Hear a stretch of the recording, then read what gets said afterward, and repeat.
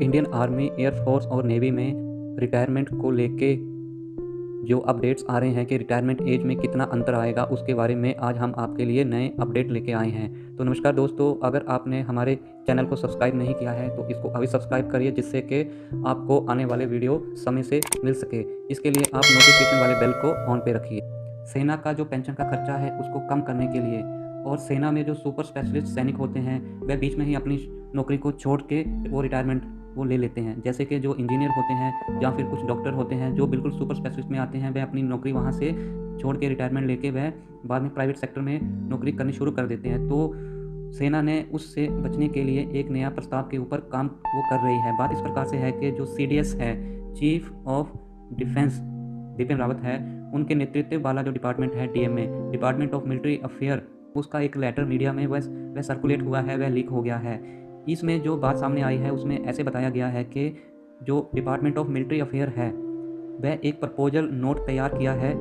उसके तहत वह उन सैनिकों और सैन्य अफसरों को ही पूरी पेंशन अभी मिलेगी जो 35 साल तक सेना में नौकरी करेंगे।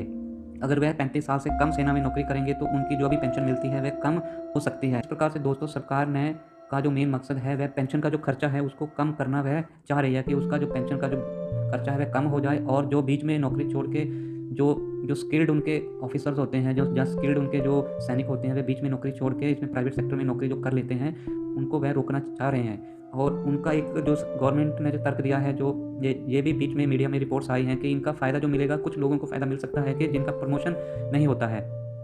अब क्या होता है कि उनको अगर पूरी नौकरी करने का मौका मिलता है तो हो सकता है कि आने वाले टाइम में प्रमोशन हो सकता है। और दूसरा ऐसा भी हो सकता है कि अपनी प्रमोशन की उम्मीद में जो सैनिक अभी नौकरी कर रहे हैं वह सोचते हैं कि उनका जो सीनियर है वह अभी रिटायरमेंट जाता है तो जो जूनियर है उसका प्रमोशन हो सकता है। लेकिन अभी क्या होगा कि जो सीनियर है वो रिटायर नहीं जाएगा, तो जो जूनियर है उसका प्रमोशन होने में भी दिक्कत आ सकती है। तो इसके बाद दोस्तों, इसमें जो निकल के आ रहा है वह इस प्रकार से है।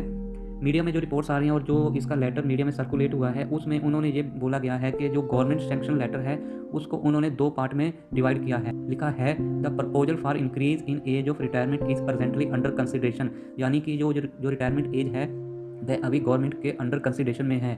उसके बाद लिखा गया है based on the feedback from the environment and the deliberations oblique presentation on the subject, कि उनको फीडबैक जो मिल रहा है उसके तहत उन्होंने ये बोला है कि एक ड्राफ्ट GSL वह 2 पार्ट में बनाने के लिए उन्होंने कहा है, जो कि रिटायरमेंट के बारे में है और इसकी पेंशन किसको कितनी मिलेगी उसके बारे में है।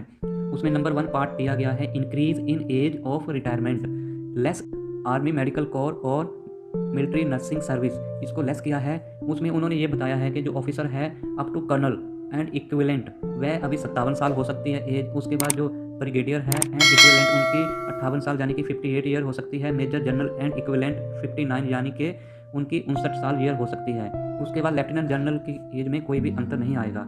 उसके बाद इसका जो B पार्ट है उसमें JCO OR equivalent in Indian navy, Indian air force, उसमें उन्होंने लिखा है 57 year for all person in logistics technical medical branch, यानी कि उन्होंने बोला है कि 57 साल एज सबके लिए होगी, वह जो कि लॉजिस्टिक्स में है, टेक्निकल में और मेडिकल ब्रांच, यानी कि इन्फेंट्री को छोड़ के। इन्फेंट्री होता है मेनली जो लड़ाई में, जो ग्राउंड में आर्मी में, जो ग्राउंड में इसमें लड़ाई में जो हिस्सा लेते हैं वह इन्फेंट्री में आते हैं। इन्फेंट्री को छोड़ के जो बाकी डिपार्टमेंट है आर्मी के, EME, ASC और AOC, जो आर्मी के डिपार्टमेंट हैं या इंडियन नेवी के हैं या इंडियन एयरफोर्स के हैं, सब के लिए इन्फेंट्री को छोड़ के 57 साल रिटायरमेंट एज हो सकती है। उसके बाद जो नंबर 2 इन्होंने जो उसका जो सेकंड पार्ट है उसमें दिया गया pension entitlement for pre mature release.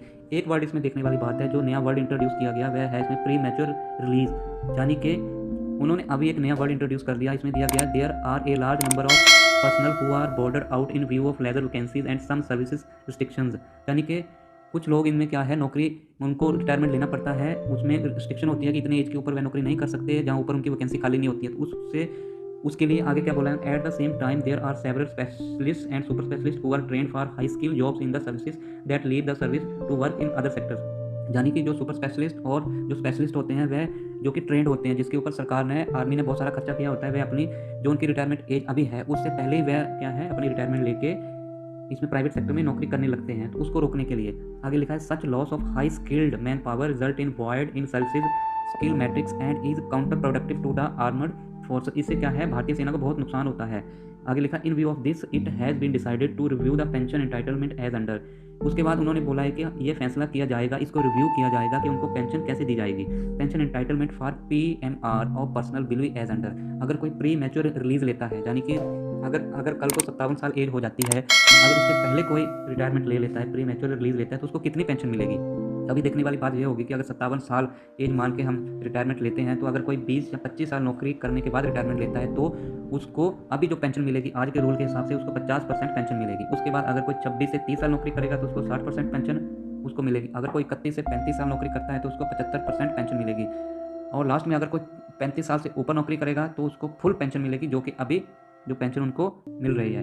उसके बाद उन्होंने ये भी क्लियर किया है कि there will be no change in pension entitlement of battle casualties, यानी कि बैटल कैजुअलिटीज़ जो लड़ाई में कैजुअलिटीज़ हो जाती है उनके लिए कोई भी जो रूल है वह इसमें चेंजेस नहीं होगी। जो रूल उनके लिए जो रूल है वह जो एप्लीकेबल है वही रहेगा। और आगे लिखा गया, it is requested that the draft GSL में kindly be processed for the perusal of secretary DMA by 10 November 2020, यानी कि ये जो उनको बोला गया है कि वह 10 नवंबर 2020 तक इसके ऊपर कार्रवाई करें। तो दोस्तों बात इस प्रकार से है कि आने वाले समय में retirement age army, Indian navy और इंडियन एयरफोर्स में वह 57 साल हो सकती है।